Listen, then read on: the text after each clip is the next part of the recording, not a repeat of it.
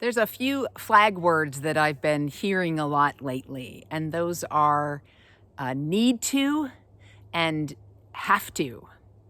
And when we do that, I think a lot of times this time of year, I need to get this done. I have to go do that. I have to get my Christmas cards out, or I have to make these cookies, or um, and even like I have to write this email, or I know that I need to make a doctor's appointment. And but what happens when we have to do something or we need to do something is that what that represents is something in our lives that we want to do but haven't made the choice to actually do them.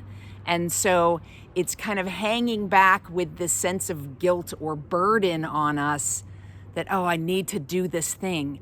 And it has that super heavy energy of an unresolved commitment.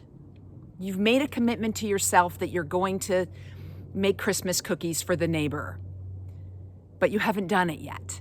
And so it adds this sense of guilt to it, this sense of heaviness, this burden aspect to it, that what was a wonderful gesture of making cookies for your neighbor that started this, you want to make cookies for your neighbor.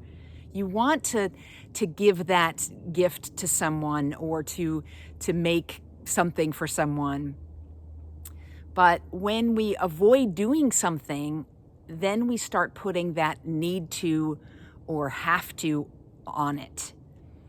And, I feel like there's this defiant toddler in us that was like, as soon as we start saying, I have to do something, they're like, no, I don't want to do that. And so that part of us, even if it's part of our own passion and desire, like making cookies for your neighbor, something that you would love to do, it starts to be something that you really don't want to do. There's this aversion to it. And I find myself doing everything else, busying myself with all kinds of other things. Oh, I really need to check my email. I really need to vacuum the rug. I have to, there's all these things that I like do instead. And part of that is whatever it is, there might be some fear behind what it is. If it's an email that I need to write, maybe I'm worried that I might not represent properly or the way that I really want to be seen or heard.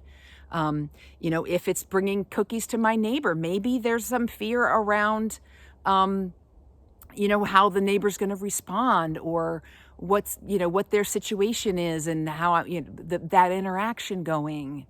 But we make choices all the time.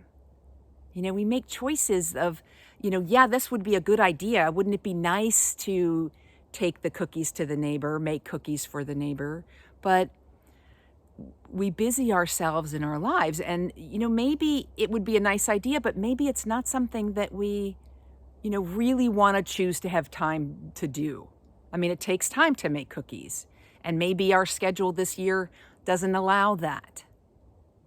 But we put this extra sense of guilt on it because, yes, it's a nice thing to do, but we have to make a choice. Do I want to take cookies to the neighbor? Is that something that I want to spend my time with? And if not, then eliminate the guilt and take it off and don't have the have to. If it is something that you would really love to do, that would inspire you and lift you, and knowing that you're caring for your neighbor, that could be something that you could look at. And one thing that this magical tool, I learned this when I was in the Waldorf education. Every Waldorf kindergarten, they would never say, do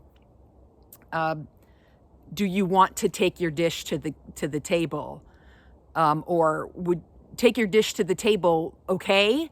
Like I've heard so many parents say, not giving the child a choice, but making it something desirable, making it something that they're allowed to do.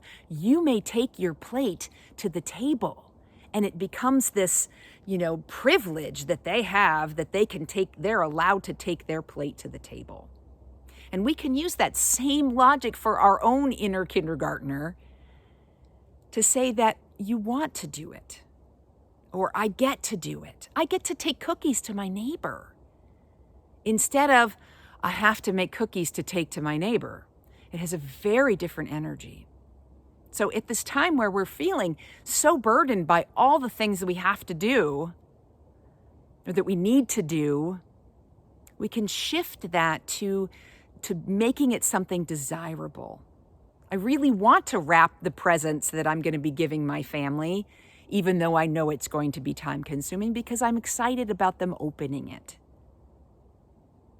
So shifting to the words, I want to, or I get to. I get to have lunch with a friend of mine, even though I have to take time out of my day to do that. So this busy, busy season, I invite you to take this magical shift in perception and see how much lighter you feel, how much less guilt you have.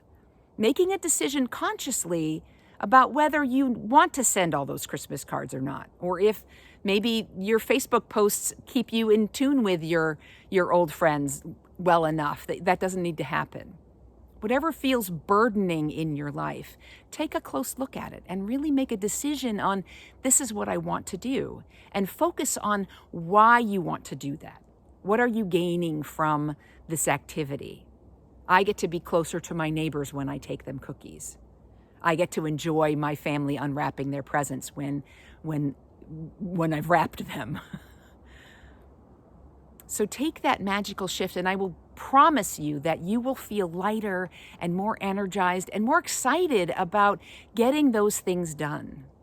And what happens when you start making some progress on that list of things that you have to do is that you will gain energy as soon as any of them are done, and it will fill you with even more energy to move towards the next goal. Blessings.